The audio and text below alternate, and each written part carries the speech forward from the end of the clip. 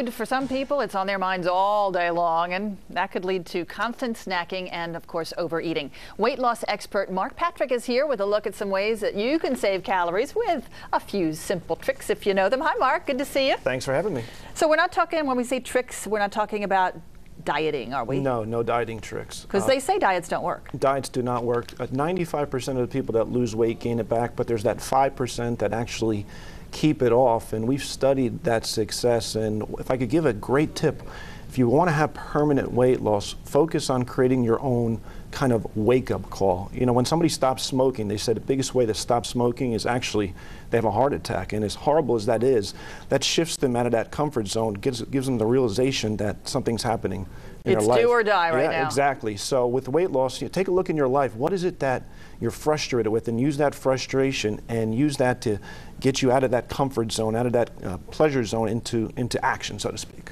Well, it sounds easier than it might actually be, you know, to do. How do you motivate yourself to the point of action? I mean, if you change your view of yourself, the way you see yourself subconsciously, let's say if you see yourself as overweight or unmotivated, and you reinforce that behavior with your self-talk, that little internal communication, you're going to create an image of yourself, and whatever that image is, you're going to behave in that way. You're going to attract all the habits and behaviors in line with that. So instead of focus on necessarily going on a diet, focus on changing yourself internally, or the way you see yourself internally.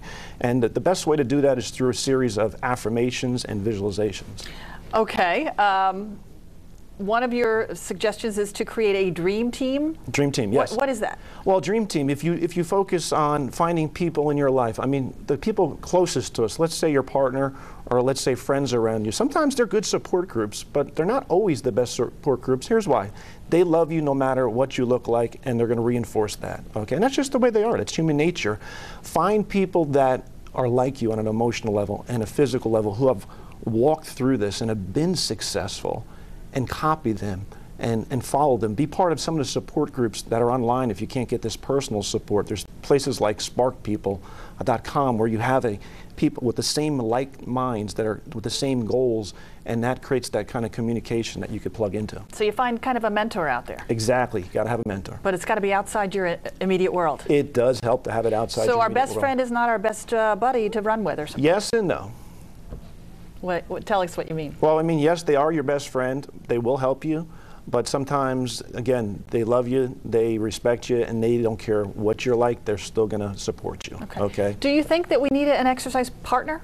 Do you need an exercise partner? Yeah. It depends on the personality. If you're self-motivated, if you're not self-motivated, it's good to have an exercise partner. It's also good, if you can afford it, to hire somebody that's going to help push you out of your comfort zone. And eventually, once you get out of your comfort zone so much that it's going to become second nature to you, instead of feeling like you have to exercise and being pushed to exercise, you're going to feel more motivated to want to exercise. And the fear of maybe going back and gaining all that weight will keep you from getting back to those old habits and behaviors. All right, so if it's not our husband or our best friend or our neighbor, who is it going to be, I mean, to go exercise with regularly? Exercise regularly, it could be, again, you could hire a personal trainer. If you can't afford a personal trainer, you can find somebody at the gym. If you can't find somebody at the gym, there's some awesome DVD programs that, again, find somebody that you relate to on an emotional level that makes you feel good about yourself.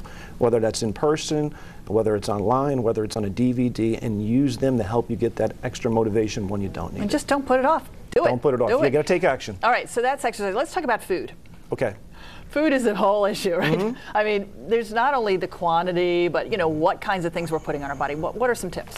Well, as far as a great tip I can give you as far as colors, as far as we talk about the color of plates, food manufacturers. Yeah, you brought some blue plates with you. What are these blue plates all about? Food manufacturers, especially the fast food industry, understands the power of colors.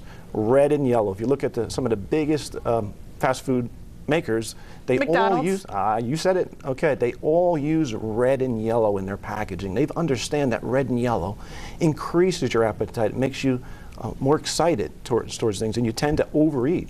Whereas colors like blue tend to make you calmer, put your mood in a more relaxed state. And our brain is actually not used to seeing foods that are blue, so when something's on it, it distorts kind of your view of the food. You tend to actually, in studies they found, eat actually a little bit less. Now, blue plates aren't the prettiest for companies, so maybe you want to use them on your own. I No, no, they're not bad looking. Okay. Actually, depends on your decor, I guess. Exactly. Is blue the only color that works with the brain that way? Blue seems to be the one that creates the biggest calming effect. And it's not just blue in colors. It could be your kitchen could be a light shade of blue, or actually the color is not necessarily on a plate, but it's colors in your surroundings. Mm-hmm. Well, I've always heard that colorful foods, when you have lots of different colors represented on your plate, that's supposed to be a good thing. It's supposed to make it balanced. That's a very good thing. Yeah, the more colors you have, obviously, the more vitamin-rich those foods are. Okay. What are some other tips? As far as tips, greatest tip I can give you is to focus on not necessarily what you're doing right now, but to focus on, here's a great thing. Let's say you want to be in a dress size or a new pants size by, summer dresses are coming out. Sure, well, even wedding. Say that you've got a wedding coming up and you want to get into that size 4. Don't wait. Go buy the dress or go buy the bathing suit now.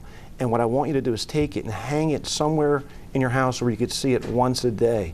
You need to make it real in your mind. And what you want to do is synthesize that experience of yourself actually being in that dress. And if you do it prior to it happening, you're going to activate a little group of cells in your brain. I don't want to get too technical, but it'll make you attract that habit to your life and make it real. Okay. So you gotta make it real first. All right. So I'm thinking sticking a little picture on my refrigerator and on the pantry door and anywhere would I go near carby type foods, right? Yes, absolutely. Then I get this visual picture of the bathing suit or the dress. Exactly.